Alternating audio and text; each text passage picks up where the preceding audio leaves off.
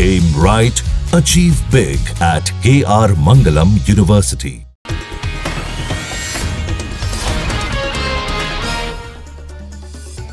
उड़ीसा के पुरी में जगन्नाथ रथ यात्रा के दौरान भगदड़, 3 लोगों की मौत, 50 लोग घायल। श्री गुंडीचा मंदिर के सामने भक्तों की उमड़ी थी भीड़। आज सुबह 4:30 बजे की घटना। उत्तरकाशी के बरकोट में बादल फटने से तबाही। होटल साइट पर काम कर रहे करीब 7 मजदूर लापता। होटल साइट पर करीब 20 मजदूर कर रहे थे काम। एसडीआरएफ और एनडीआरएफ की टीम ने 10 मजदूरों को सुरक्षित बाहर निकाला। चमोली में भारी बारिश से बढ़ा अलकनंदा नदी का जलस्तर। उत्तराखंड के कई जिलों में रेड अलर्ट। उत्तराखंड के कई इलाकों में आज भारी बारिश का अलर्ट। हिमाचल के शिमला में भारी बारिश के चलते कई जगहों पर पानी भरा। भोपाल सहित मध्य प्रदेश के 7 जिलों में आज भारी बारिश का अलर्ट जारी हुआ। चित्रकूट में भारी बारिश के बाद मंदाकिनी नदी का जलस्तर बढ़ा। करनाल में तेज हवाओं के साथ कई जगहों पर बारिश, तापमान में आई गिरावट। ओडिशा के मयूरभंज में लगातार भारी बारिश से बिगड़े हालात। कुछ जगहों से सैलाब जैसी तस्वीर आई सामने। मोहाली के जीरकपुर में बीती रात हुई भारी बारिश। कई जगहों पर पानी भरने से लोगों को मुसीबत। कोलकाता में गैंगरेप केस में क्राइम सीन को रिक्रिएट किया गया। पीड़िता को लेकर कॉलेज पहुंची थी पुलिस। कोलकाता गैंगरेप केस में पीड़िता का बयान भी दर्ज किया गया। मेडिकल लीगल जांच हुई पूरी। कोलकाता गैंगरेप केस में एक और गिरफ्तारी। पुलिस ने लॉ कॉलेज के गार्ड को भी अरेस्ट किया। मेडिकल रिपोर्ट में एक आरोपी द्वारा रेप की पुष्टि हुई है। बाकी 2 आरोपी मौका वारदात पर मौजूद थे। सीसीटीवी में पीड़िता को जबरन ले जाते देखने की बात कही गई है। फॉरेंसिक सबूतों में भी पीड़िता के आरोपों की पुष्टि हुई है। रेप केस में बंगाल सरकार का एक्शन, 5 सदस्यीय एसआईटी का गठन। साउथ कोलकाता लॉ कॉलेज में रेप की घटना पर बीजेपी का प्रदर्शन। केंद्रीय मंत्री सुकांतु मजूमदार और बीजेपी कार्यकर्ताओं ने विरोध जताया।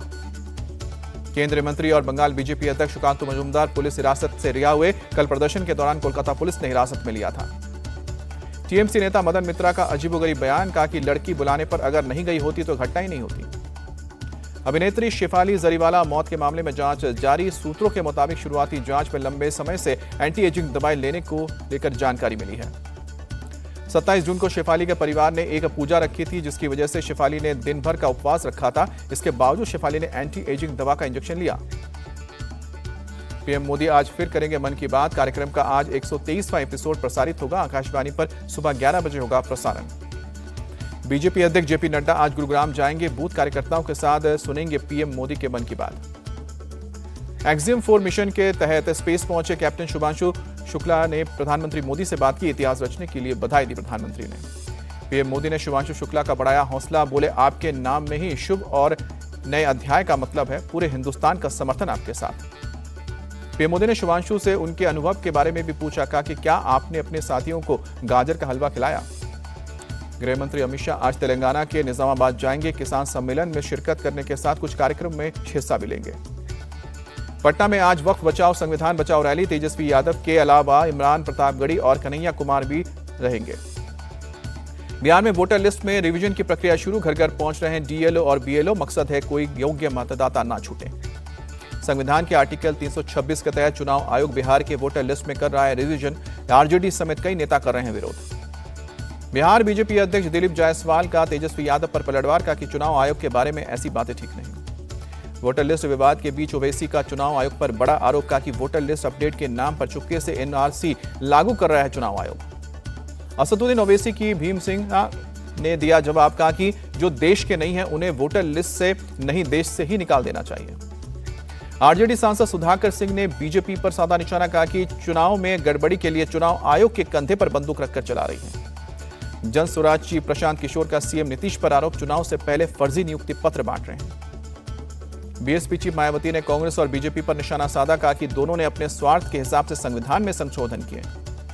लखनऊ में आज बीजेपी अल्पसंख्यक मोर्चा की ओर से सभा का आयोजन। डिप्टी सीएम ब्रजेश पाठक के साथ राष्ट्रीय महासचिव तरुण चुग होंगे शामिल।